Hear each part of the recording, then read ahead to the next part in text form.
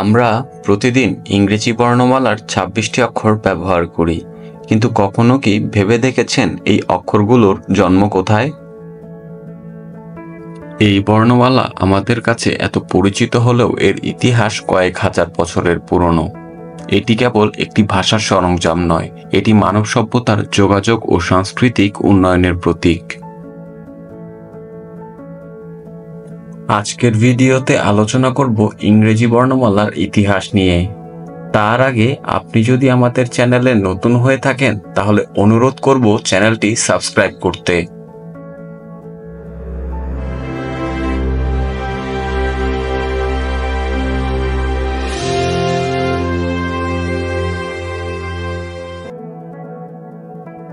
প্রায় 1000 খ্রিস্টপূর্বে ইংরেজি বর্ণমালার সূত্রপাত ঘটে।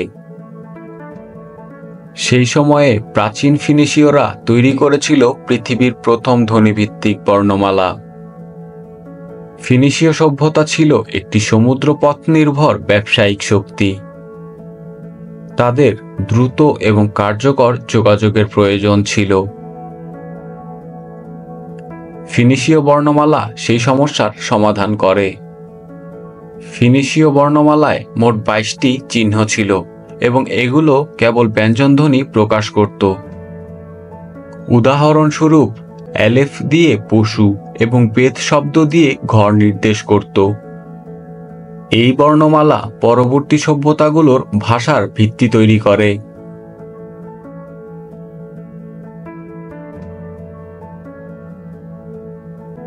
ফিনিশীয় বর্ণমালা গ্রিসে পৌঁছানোর পর এক নতুন যুগের সূচনা হয়।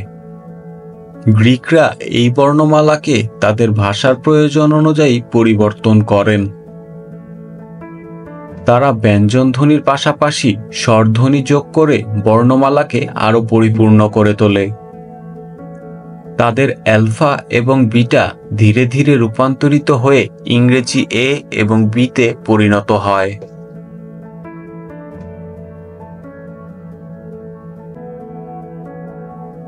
গ্রিক বর্ণমালা রোমে পৌঁছানোর পর এটি আরেকটি নতুন রূপ পায়। রোমানরা তাদের প্রয়োজন অনুযায়ী গ্রিক বর্ণমালাকে পরিবর্তন করে ল্যাটিন বর্ণমালা তৈরি করে। ল্যাটিন বর্ণমালার অক্ষরগুলো আধুনিক ইংরেজি বর্ণমালার ভিত্তি। ল্যাটিন বর্ণমালা প্রথমে 21টি অক্ষর নিয়ে শুরু হয়েছিল।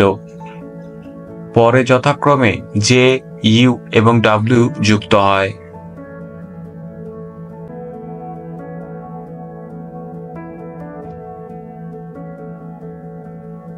ইংরেজি বর্ণমালার আধুনিক রূপ গঠিত হয় অ্যাংলো স্যাক্সন যুগে। প্রথম দিকে ইংরেজি ভাষায় রুনিক অক্ষর ব্যবহার করা হতো, কিন্তু 1000 খ্রিস্টাব্দের দিকে ল্যাটিন বর্ণমালা ইংল্যান্ডে জনপ্রিয় হয়ে ওঠে। ধীরে ধীরে এটি গ্রহণযোগ্যতা পায় এবং বর্তমান ইংরেজি বর্ণমালা তৈরি হয়। বর্তমানে আমরা যে 26টি অক্ষর ব্যবহার করি তা দীর্ঘকাল ধরে নানা সংস্কৃতির অবদান। ইংরেজি ভাষার সাথে ল্যাটিন বর্ণমালার এই মেলবন্ধন ছিল এক যুগান্তকারী পদক্ষেপ। ইংরেজি বর্ণমালা শুধু একটি ভাষার উপকরণ নয়, এটি মানব ইতিহাস বিবর্তনের একটি অবিচ্ছেদ্য অংশ। ফিনিশীয় থেকে গ্রিক, গ্রিক থেকে রোমান এবং শেষে আধুনিক ইংরেজি, এই বর্ণমালা আমাদের অতীতের সঙ্গে সংযোগ স্থাপন করে।